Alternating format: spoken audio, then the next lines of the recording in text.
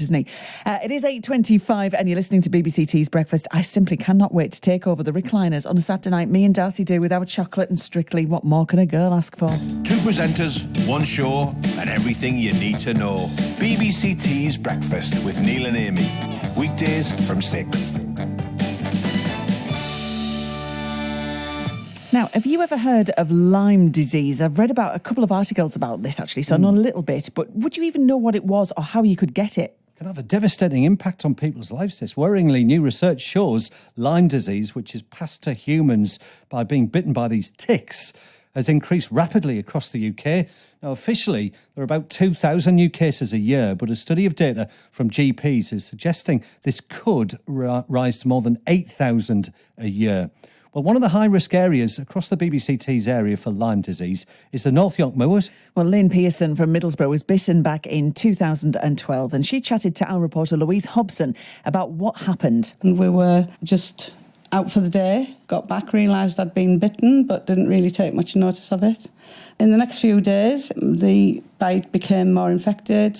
Then I became shaky. About 11 days later, I got pins and needles everywhere, in my eyes, in my ears. Everywhere in my body I had pins and needles.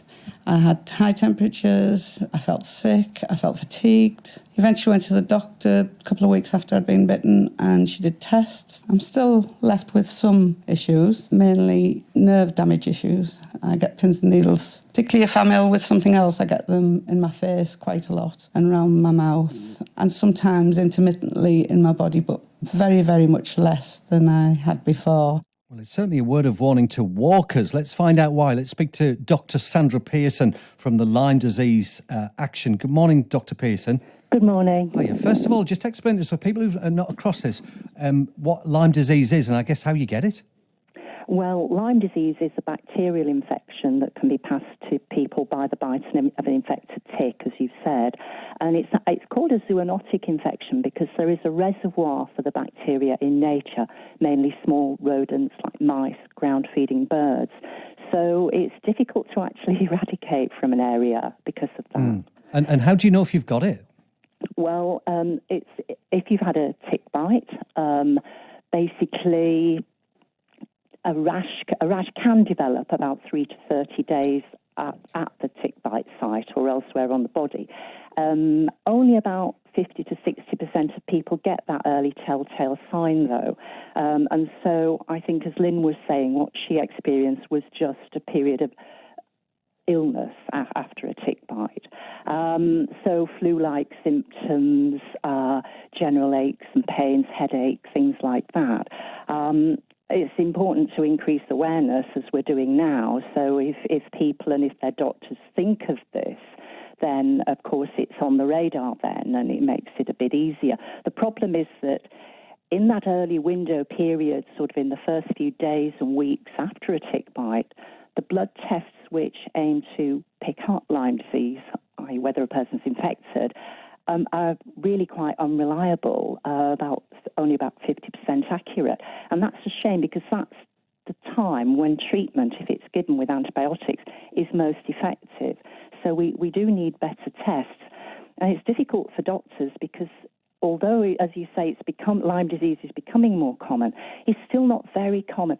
They may not have seen a case. The classic bullseye rash may not be typical. It can be very faint.